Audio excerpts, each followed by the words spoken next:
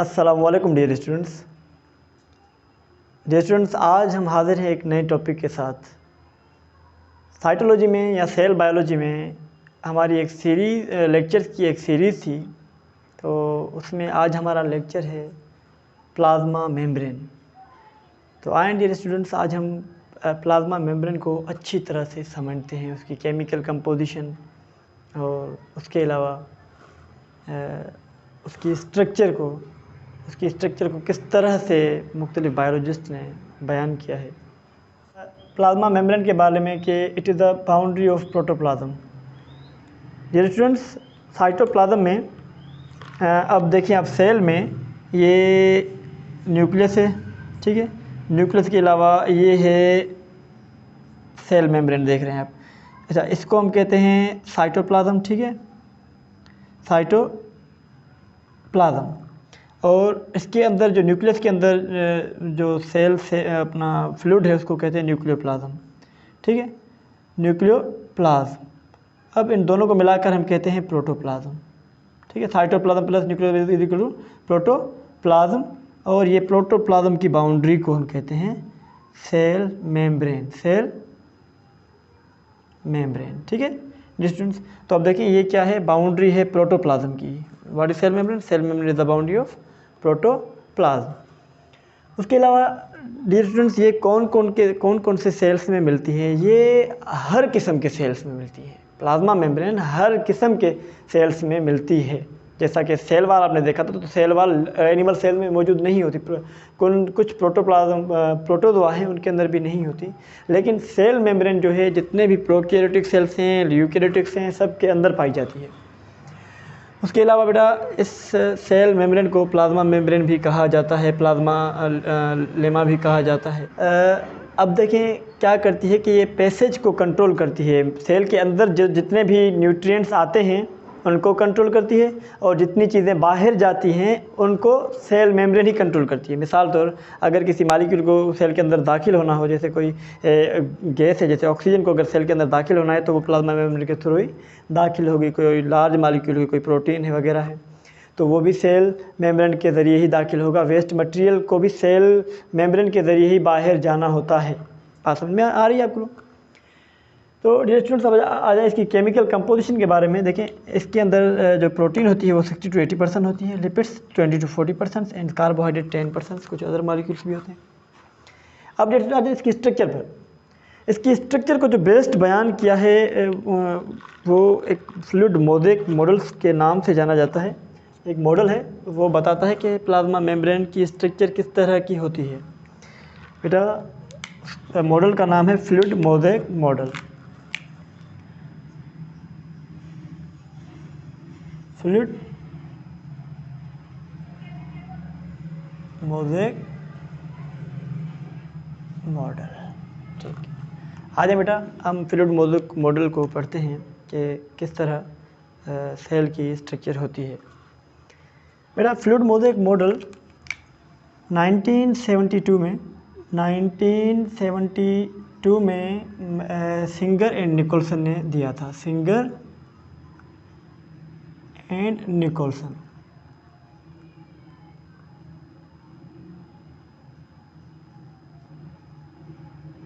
ये दो साइंटिस्ट थे, ये दो बायोलॉजिस्ट थे जिन्होंने फ्लूइड मोज़ेक मॉडल दिया था। इन्होंने क्या कहा कि फ्लूइड मोज़ेक मॉडल जो है वो बाइलेयर ऑफ फॉस्फोलिपिड से बना होता है, जिसके अंदर प्रोटीन्स ऐसे होती हैं जैसे कि समंदर के अंदर बर्फ़ के तोदे होते हैं, जैसे लाइक आइसबर्ग्स इन द सी। तो इस तरह से प्रोटीन्स इनके अंदर पाई जाती हैं। स्टूडेंट्स, ये एक मॉलिक्यूल है,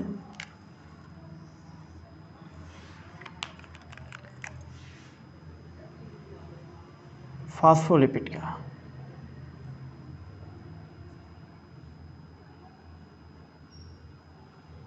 ठीक है। उन्होंने इनके मुताबिक, सिंगर एंड निकोलसन के मुताबिक, कि जो प्लाज्मा मेम्ब्रेन है, जो सेल मेम्ब्रेन है, वो बनी होती है by layer of phospholipid, by layer of phospholipids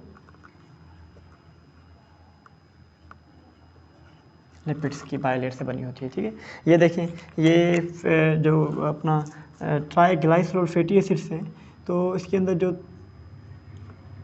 third one fatty acid phospholipid से रिप्लेस हो जाता है और ये देखिए अपना इस तरह से एक अपना फॉस्फोलिपिड का मॉलिक्यूल बनता है। अब ये मॉलिक्यूल एक लेयर बनेगी इस तरह, देखें ये हम बना लेते हैं।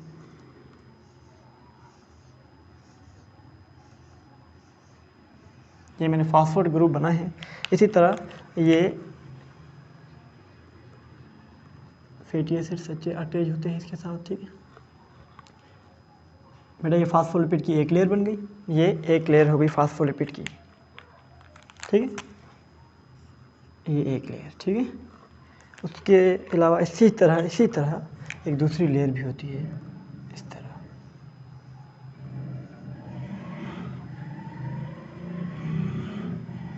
ठीक है। इसी तरह बेटा ये एक दूसरी लेयर हो गई फॉस्फोलिपिड की।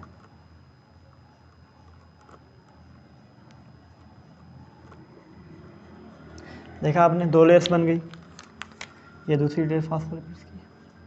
हमने क्या कहा, बाय लेयर, बाय मीन्स दो, बाय लेयर्स, ठीक है। उसके अलावा आ जाए कि इसकी कंपोजिशन में प्रोटीन किस तरह होते हैं, कोलेस्ट्रॉल किस तरह होता है। देखिए बेटा प्रोटीन्स इरेगुलरली अरेंज होते हैं, ठीक है, इनकी कोई पर्टिकुलर जगह नहीं होती, मतलब बिल्कुल ये सेंटर से भी आर पार हो जाती हैं, ठीक है, इस तरह। उसके अलावा ये प्रोटीन्स पेरीफेरी पे भी होती हैं, जिन्हें हम पेरिफेरल प्रोटीन भी कहते हैं। बेटा ये तो हो गई अपना, ये तो आपको पता है कि ये हो गई बाय लेयर ऑफ फॉस्फोलिपिड, हमने वहाँ पर लिख लिया है, ठीक है, बाय लेयर ऑफ। चलो दोबारा यहाँ पर भी लिख लेते हैं, ये हो गई बाय लेयर ऑफ फॉस्फोलिपिड्स, ठीक है, बाय लेयर ऑफ फॉस्फोलिपिड्स, ठीक। उसके अलावा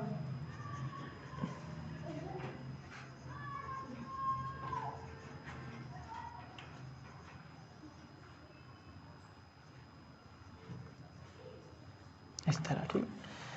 और इसके अंदर ये प्रोटीन्स होती हैं, इन प्रोटीन्स को कहा जाता है इंटीग्रल प्रोटीन्स। अच्छा, इनको इंटीग्रल प्रोटीन देखिए आर पार हो रही हैं बिल्कुल, एक प्लाज्मा मेम्ब्रेन दूसरी, इन्हें हम कहते हैं इंटीग्रल प्रोटीन, इंटीग्रल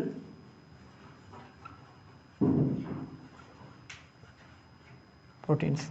लेकिन दूसरी प्रोटीन्स होती हैं जिन्हें हम पेरिफेरल प्रोटीन कहते हैं, जो पेरीफेरी पे होती है, मतलब कि periphery means outer most boundary, outer boundary, ठीक है, सतह पर जो प्रोटीन्स पाई जाती हैं उनको हम कहते हैं पेरिफेरल प्रोटीन। देखिए यहाँ पर जैसे ये प्रोटीन है, ठीक है बेटा, तो इस प्रोटीन को क्या क्या कहा जाता है, पेरिफेरल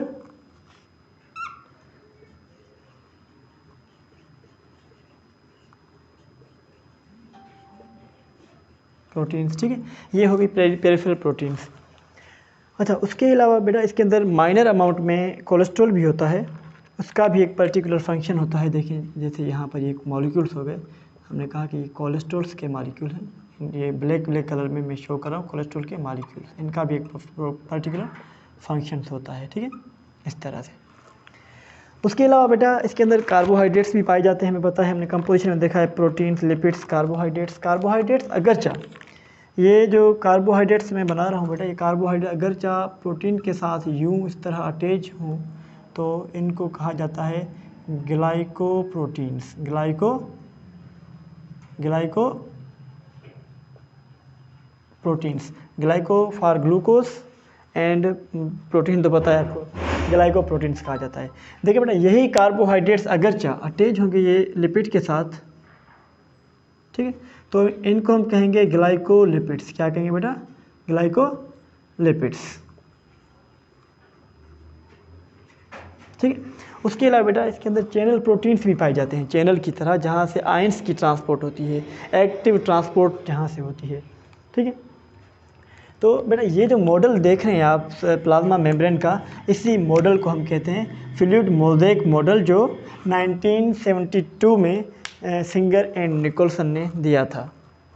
स्टूडेंट्स अब आ जाएँ प्लाज्मा मेम्ब्रेन के फंक्शंस क्या होते हैं। सबसे पहला फंक्शन प्लाज्मा मेम्ब्रेन का ये होता है कि जैसे ट्रांसपोर्ट, आपको पता है कि इससे ट्रांसपोर्ट होती है मटेरियल्स की सेल के अंदर और सेल के बाहर। डियर स्टूडेंट्स, जो स्मॉल मॉलिक्यूल्स होते हैं, लाइक हमें पता है ऑक्सीजन, ठीक है, या फिर कार्बन डाइऑक्साइड, बेटा ये जो स्मॉल मॉलिक्यूल्स हैं ये फास्फोलिपिड की लेयर से ही आते जाते हैं, मतलब इनके लिए कोई भी किसी भी असिस्टेंस की ज़रूरत नहीं होती, ठीक है। लेकिन जो लार्ज मॉलिक्यूल हैं लाइक प्रोटीन्स या वेस्ट मटेरियल्स जो होते हैं, तो उनके लिए हमें असिस्टेंस की ज़रूरत पड़ती है, मतलब एक प्रॉपर चैनल की ज़रूरत पड़ती है जहाँ से वो क्रॉस हो सके, ठीक है।